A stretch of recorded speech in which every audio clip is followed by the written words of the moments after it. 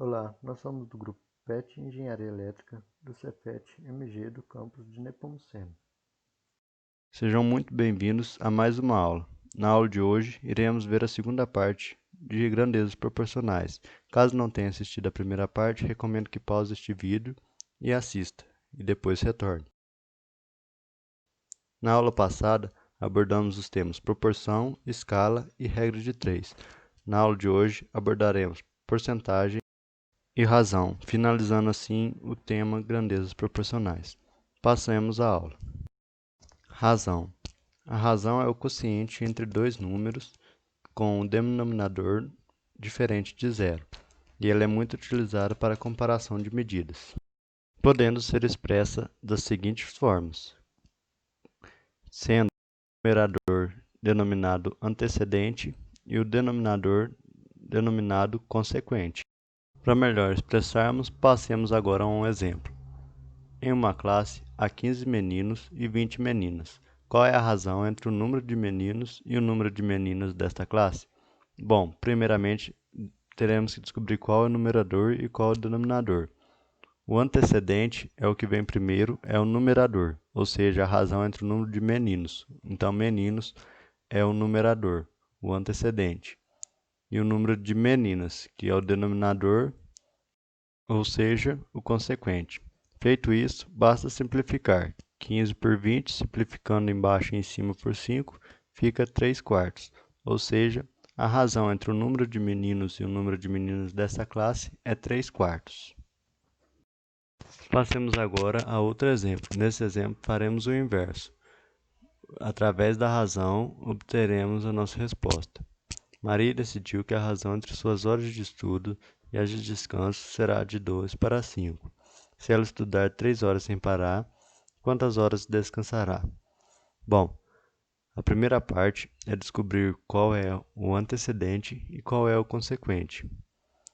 E através da leitura, descobriremos que o antecedente são as horas de estudo e o consequente, as horas de descanso. Bom, agora basta igualarmos as equações. Se a cada 2 horas de estudo ela descansa 5, para 3 horas estudadas ela descansará x horas. Bom, agora é só resolver uma regra de 3, como foi ensinado no vídeo anterior.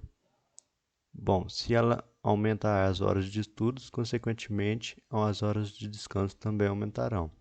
Logo, é uma grandeza diretamente proporcional, então resolveremos uma multiplicação cruzada. Feita a multiplicação cruzada, agora basta resolvermos as equações.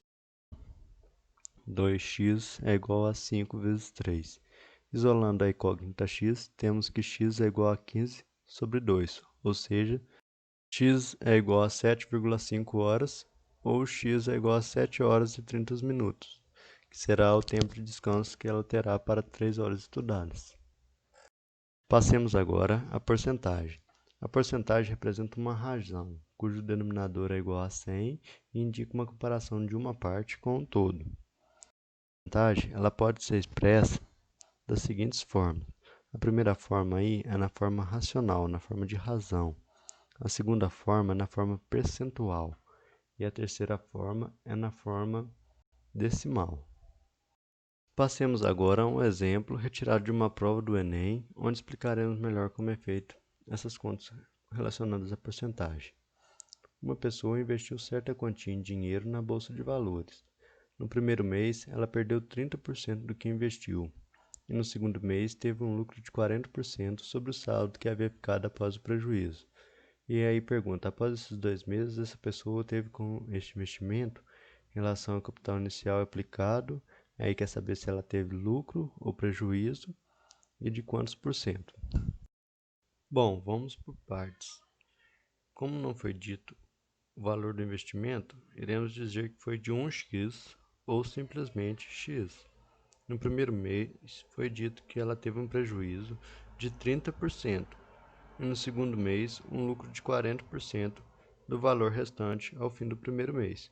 Primeiramente, vamos calcular de quantos foi o prejuízo.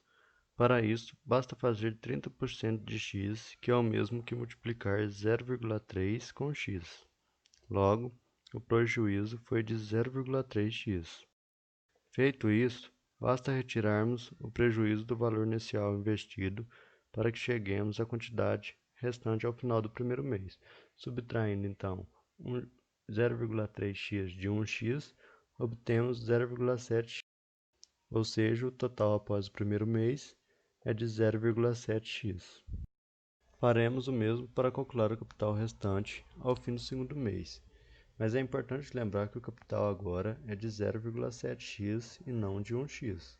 E para obtermos o lucro ao fim do segundo mês, basta multiplicarmos os 40% que foi o lucro com os 0,7x que é o capital, obtendo então um lucro de 0,28x.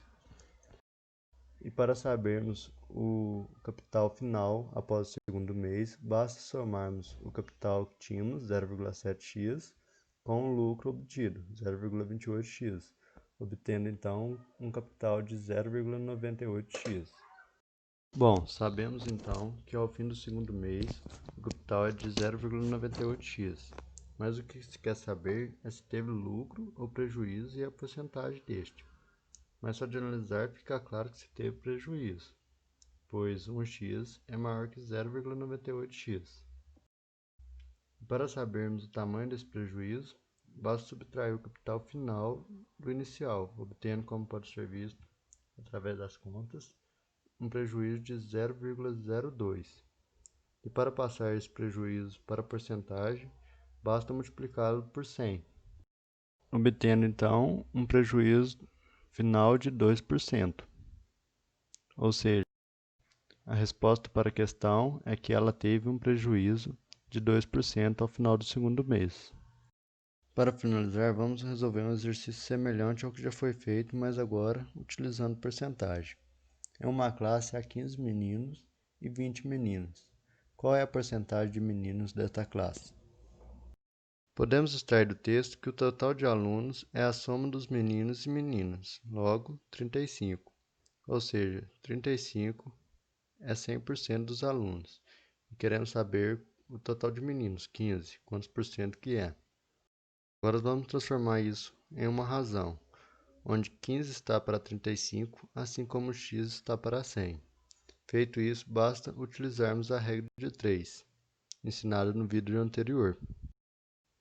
Multiplicando cruzado e obtendo a equação, basta resolvê-la, onde 15 vezes 100 é igual a 35 vezes x.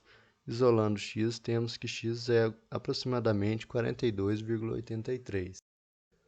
Logo, a porcentagem de meninos na classe é de 42,83%. Bom, esta foi a aula de hoje. Se você gostou, curta e compartilhe com seus colegas. E se ainda não for inscrito, se inscreva. Muito obrigado e até a próxima.